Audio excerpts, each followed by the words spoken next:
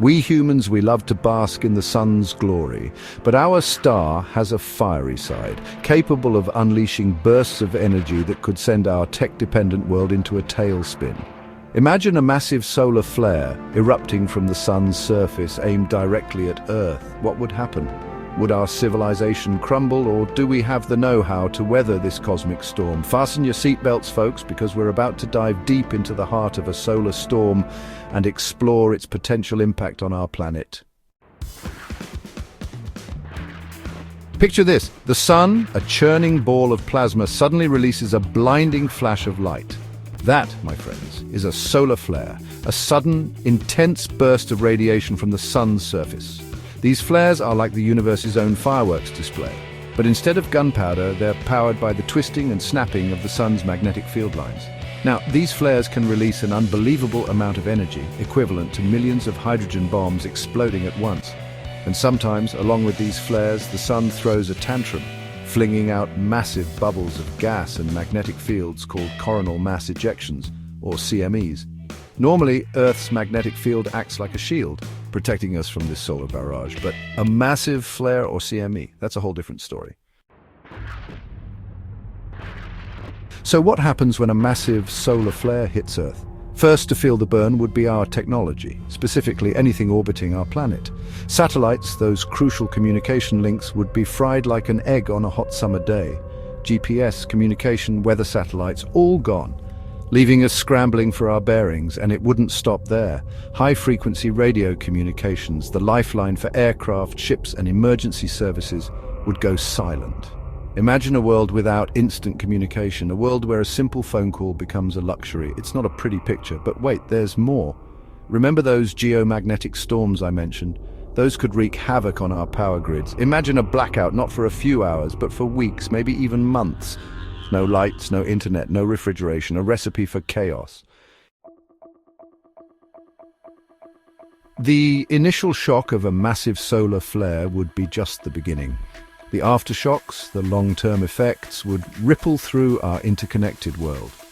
Industries dependent on the internet, transportation, or even something as basic as refrigeration would grind to a halt. Financial markets reliant on instant communication could collapse, and forget about ordering takeout. The digital age as we know it would be thrown back decades. The physical world wouldn't be spared either. Repairing damaged transformers, the backbone of our power grid, could take months, even years, especially if replacement parts are scarce. No electricity means no water pumping, no hospitals functioning at full capacity, and no way to prevent food from spoiling. We'd be forced to confront a harsh reality. Our reliance on technology has left us vulnerable to the whims of the cosmos.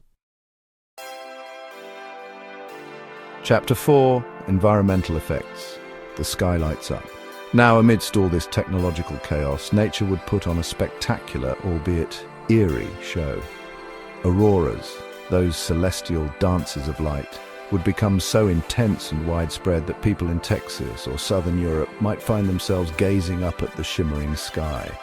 But before you grab your lawn chair and a blanket, remember, these beautiful lights are a sign of the powerful forces at play. Thankfully, there's little evidence to suggest that solar flares directly cause extreme weather events like hurricanes or earthquakes, so at least we wouldn't have Mother Nature piling onto our cosmic troubles.